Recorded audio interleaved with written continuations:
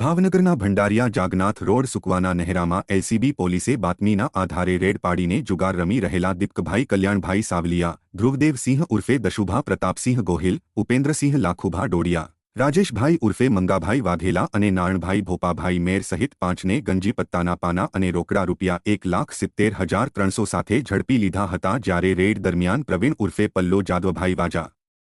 સોનુ અને અમિત નામના 3 શખ્સો નાસી ગયા હતા જેથી એલસીબી પોલીસે વરતેજ પોલીસ સ્ટેશનમાં ગુનો નોંધાવ્યો હતો।